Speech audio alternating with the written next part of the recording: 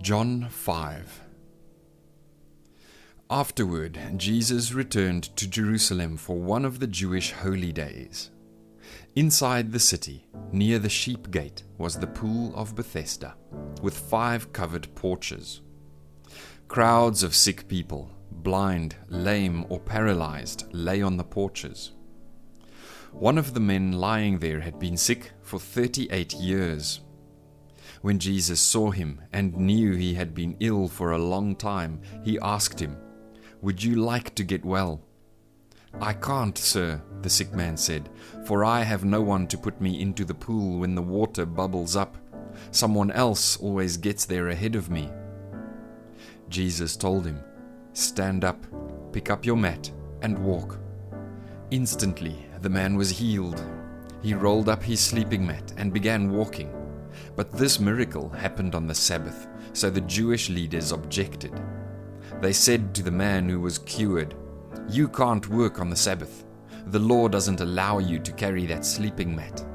But he replied, "The man who healed me told me, 'Pick up your mat and walk.'" "Who said such a thing as that?" they demanded. The man didn't know, for Jesus had disappeared into the crowd. But afterward, Jesus found him in the temple and told him, "Now you are well, so stop sinning, or something even worse may happen to you." Then the man went and told the Jewish leaders that it was Jesus who had healed him. So the Jewish leaders began harassing Jesus for breaking the Sabbath rules. But Jesus replied, "My Father is always working, and so am I." So the Jewish leaders tried all the harder to find a way to kill him. For he not only broke the Sabbath, he called God his Father, thereby making himself equal with God. So Jesus explained, "I tell you the truth. The Son can do nothing by himself. He does only what he sees the Father doing. Whatever the Father does, the Son also does. For the Father loves the Son and shows him everything he is doing. In fact, the Father will show him how to do even greater works than healing this man. Then you will truly be astonished. For just as the Father gives life to those he raises from the dead, so the Son gives life to anyone he wants. In addition, the Father judges no one. Instead, he has given the Son absolute authority to judge, so that everyone will honor the Son just as they honor the Father.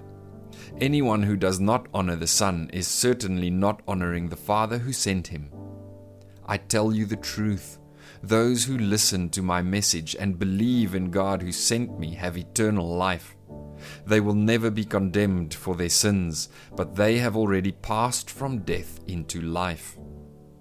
And I assure you that the time is coming, indeed it's here now, when the dead will hear my voice, the voice of the Son of God, and those who listen will live. The Father has life in himself, and he has granted that same life-giving power to his Son. And he has given him authority to judge everyone because he is the Son of Man.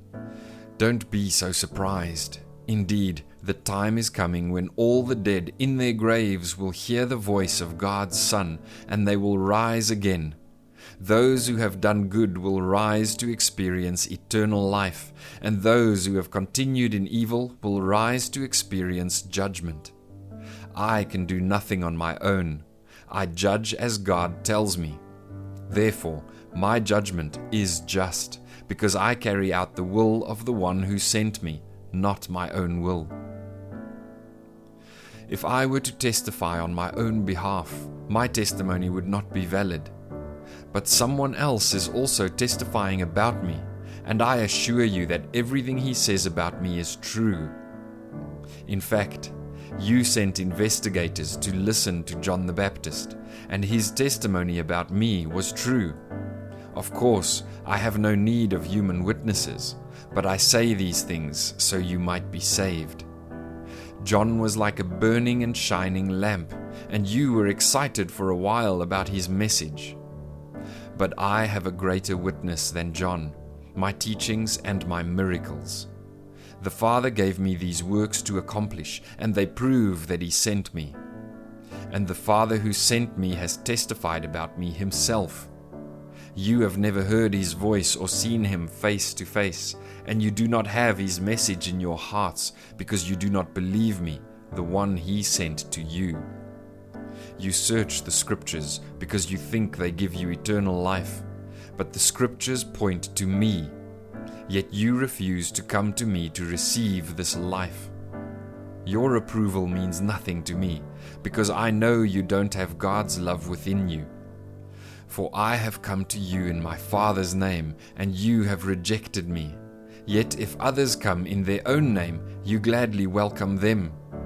No wonder you can't believe, for you gladly honor each other, but you don't care about the honor that comes from the one who alone is God.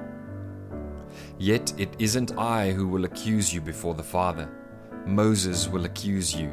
Yes, Moses, in whom you put your hopes. If you really believed Moses, you would believe me, because he wrote about me. But since you don't believe what he wrote, how will you believe what I say?